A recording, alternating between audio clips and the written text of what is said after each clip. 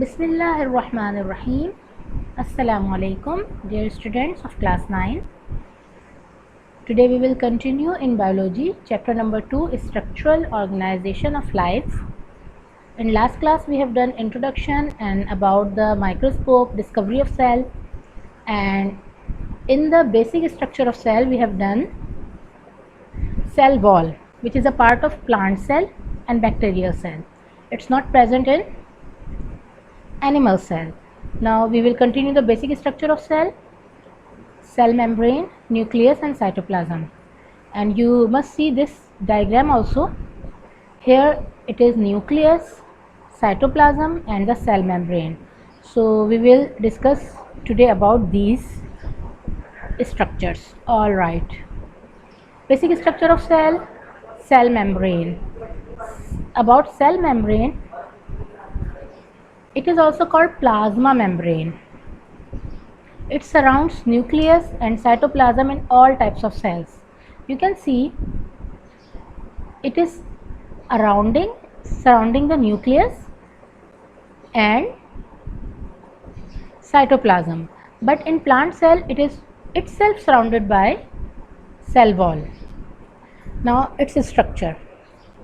Different models have been presented to understand its structure. The most acceptable structure was fluid mosaic model. Now what is fluid mosaic model? This is the diagram which is showing fluid mosaic model. It was presented by Singer and Nicholson in 1972.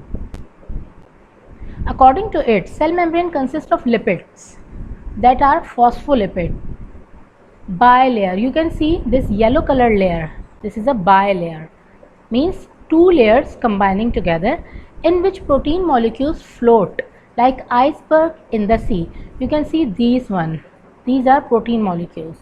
All right. This basic structure is found in all the membranes of organelles like mitochondria, chloroplast, etc.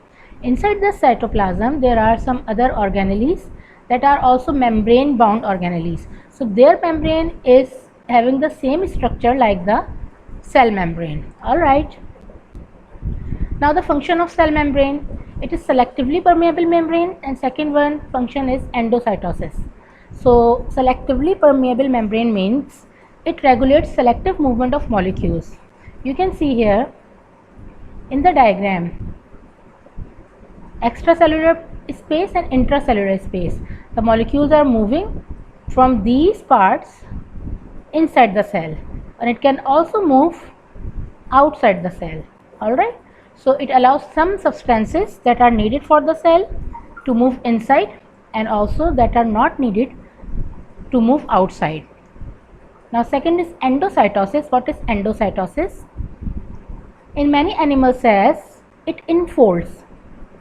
Plasma membrane, it enfolds itself, taking in materials in the form of vacuoles. You can see here enfoldings, taking in the material. This process is called endocytosis. Now you can see this vacuole becomes the part of the cytoplasm and it is made by cell membrane. So these are the two very important functions of cell membrane or plasma membrane. Now nucleus or karyon. The central part, you can see the bigger one, is called the nucleus. This is the structure of nucleus, not the whole cell. It was discovered by Robert Brown in 1831. You must remember that we have done in last chapter also that who discovered nucleus. Shape is spherical or irregular, maybe irregular in shape. Mostly it is spherical. All right. Because it is present in animal cell and plant cell also, but in animal cell it is usually present in the center, and in plant cell it moves towards the cell membrane because there is a large vacuole. Large vacuole makes its bigger space. That's why the nucleus moves towards the cell membrane in plant cell. All right. Now the structure. It consists of nuclear membrane, the membrane around it, nucleoplasm, the liquid filled inside, nucleolus, this central one, and chromatin network that is called